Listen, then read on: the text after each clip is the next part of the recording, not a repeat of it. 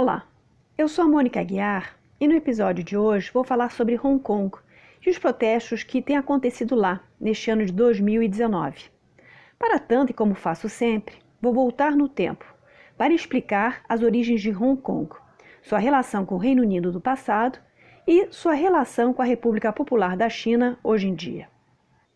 A história começa nas primeiras décadas do século XIX.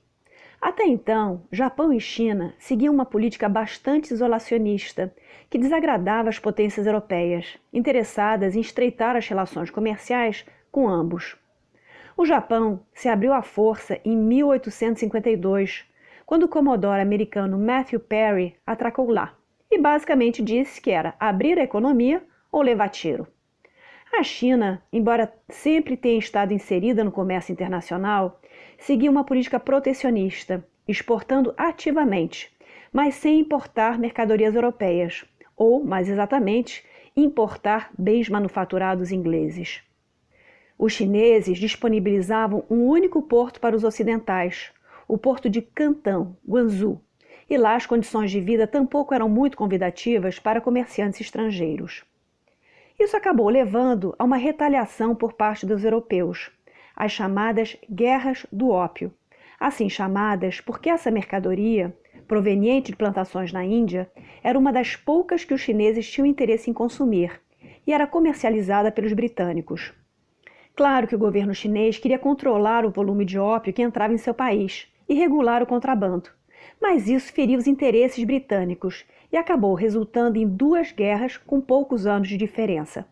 Verdade seja dita, os chineses apreenderam os estoques britânicos de ópio e mantiveram em cativeiro uma parte da comunidade britânica que estava instalada lá. Mas isso são detalhes. A Primeira Guerra do Ópio aconteceu entre 1839 e 1841 e se encerrou com o Tratado de Nanquim, em 1842.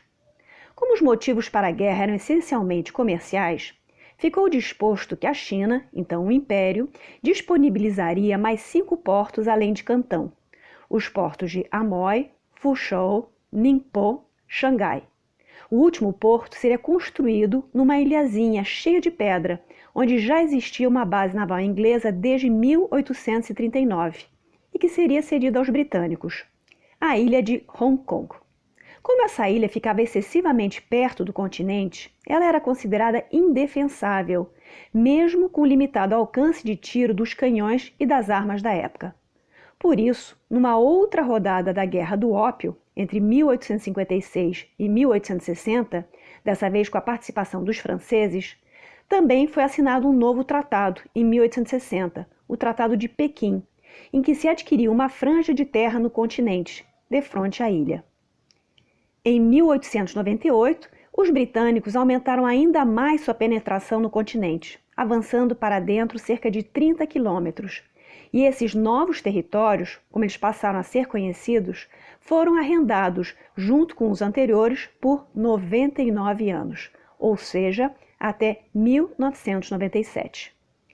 Então, a ocupação britânica em Hong Kong e arredores foi de 1841 a 1997, ou seja, começou com a Rainha Vitória e foi até a Rainha Elizabeth II e Tony Blair.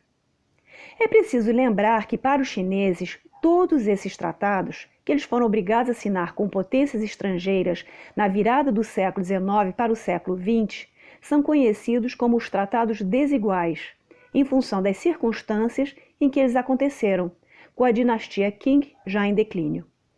Isto posto, Hong Kong se converteu em o porto mais importante na Ásia.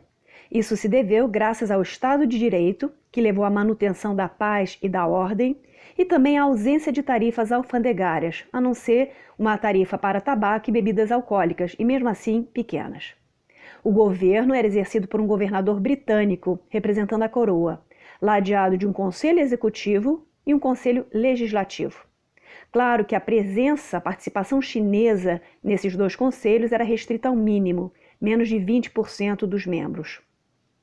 A gestão de Hong Kong nunca foi muito tranquila. Até o século XX, as duas comunidades, a de estrangeiro e a local, não interagiam muito.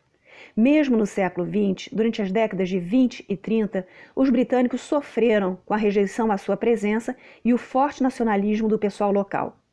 Aqui é importante ressaltar que estamos falando de um sentimento regional forte, de ter orgulho de ser cantonês, pois Hong Kong está situado na província de Cantão ou Guangdong.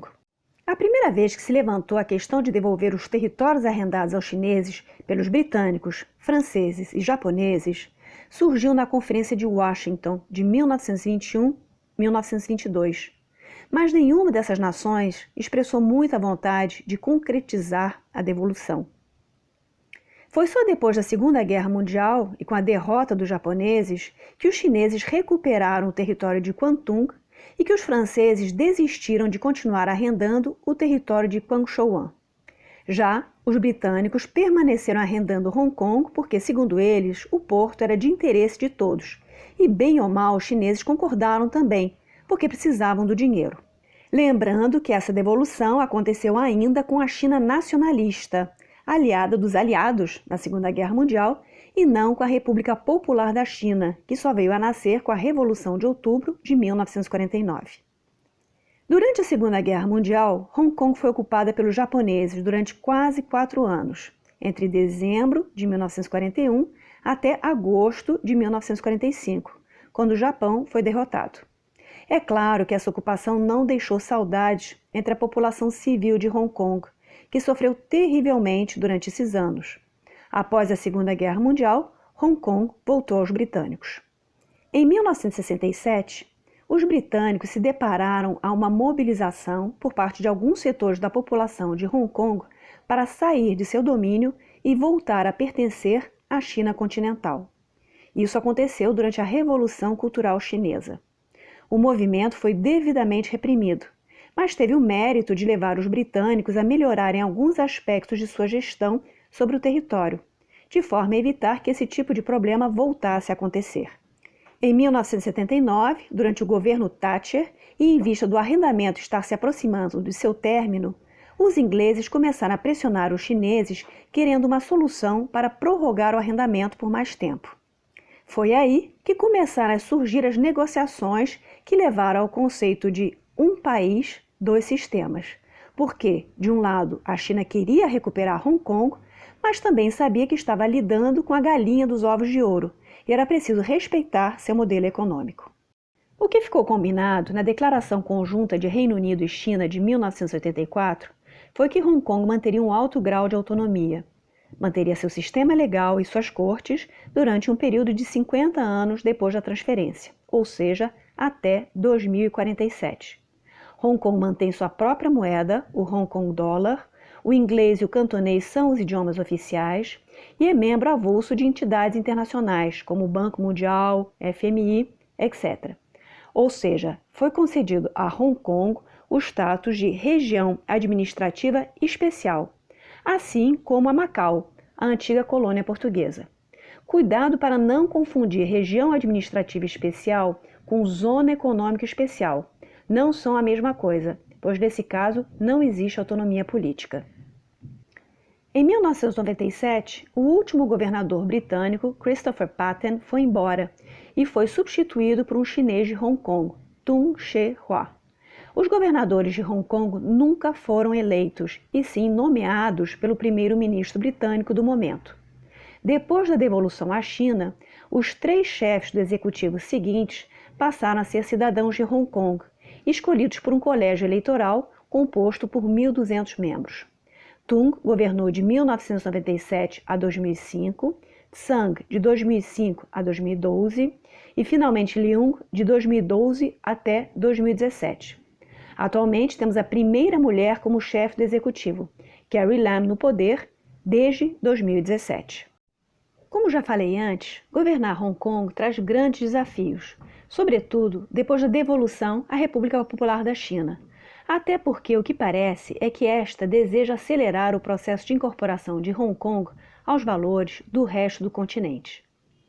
Em 2003, por exemplo, durante o mandato de Tung, uma tentativa de criar uma lei de segurança que penalizava qualquer tipo de ação contra o governo da República Popular da China, como sendo um ato de subversão, traição, sedição ou secessão, acabou levando milhares de pessoas a protestar nas ruas.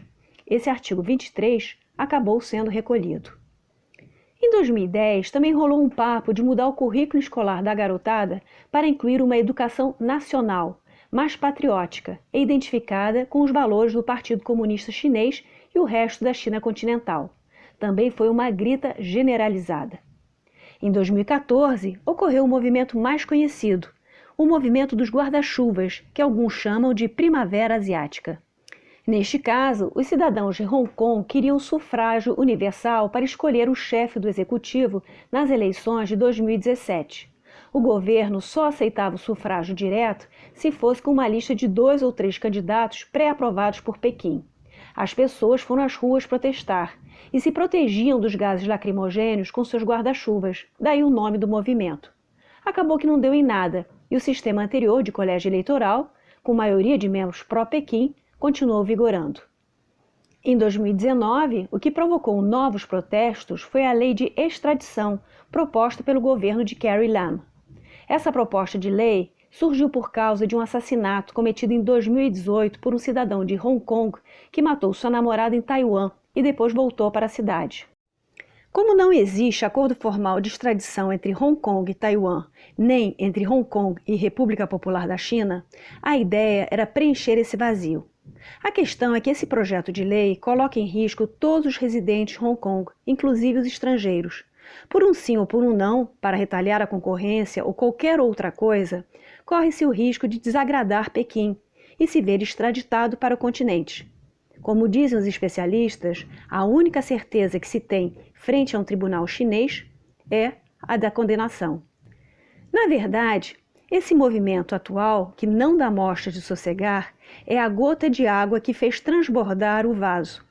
Hong Kong tem passado nesses últimos anos por um processo contínuo de perda de autonomia, com algumas coisas bastante significativas, como a diminuição da liberdade de imprensa, recusa de renovação de visto a jornalistas estrangeiros, avanço do idioma mandarim sobre o cantonês, entre outras coisas. E o que o pessoal brinca, em vez de um país, 2 sistemas, está se tornando um país e um sistema e meio. Taiwan, por exemplo, se arrepia todo quando vê o que está acontecendo em Hong Kong, porque a República Popular da China deseja a reincorporação dessa ilha seguindo esse mesmo modelo de um país, 2 sistemas. O fato é que, desde 1989 e os episódios da Praça Tiananmen, o governo chinês não enfrentava tamanha resistência política. Enquanto isso, ganha Singapura. Embora os 2 tigres asiáticos tenham economias de tamanho quase semelhante, Singapura tem crescido mais nesses últimos anos do que Hong Kong, e muitos negócios estão migrando para lá em virtude dos acontecimentos. É isso aí. Espero que tenham gostado do episódio e até a próxima.